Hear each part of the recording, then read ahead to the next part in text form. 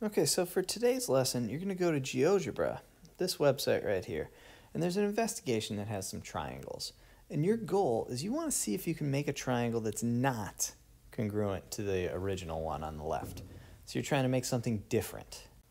If you can do it, if you can actually make a triangle that's not congruent, what it means is that that criteria is not enough to prove that the triangles are always congruent. Because let's face it, you just found one that is different.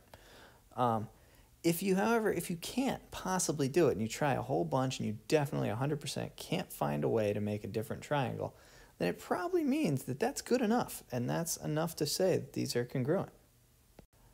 But let's flash ahead real fast and pretend you've already accomplished all these things. One way that can definitely work to prove that triangles are congruent is side, side, side. If you have the three corresponding sides of two triangles congruent, then it means the triangles themselves are always congruent no matter what. There's also side angle side, where you have two sides and the angle in between, the included angle. So here, two sides, included angle right there.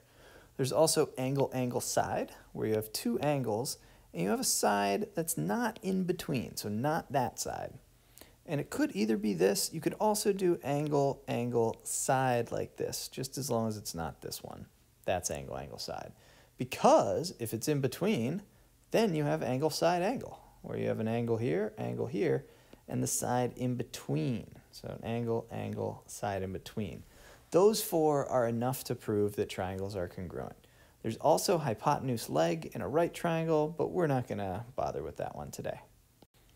Now, just to be clear, these two do not work. These are not enough to prove them congruent. One is side-side angle, which if you want a helpful way to remember why that doesn't work, just spell it backwards in your head. You can't say that in class.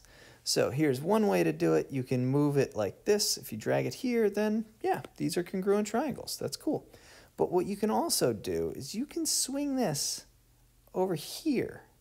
Think of it like a compass, and you move it, center here. You swing it like that, right about there. Then you end up with this triangle, which is clearly not the same as this triangle right here. Now, angle, angle, and technically the third angle also would be congruent if the first two are. This also doesn't work. So you see here we got 30 degrees, 100 degrees, 50 degrees, and then we have 30, 50, 100, same as before. These are clearly not congruent. This is far smaller.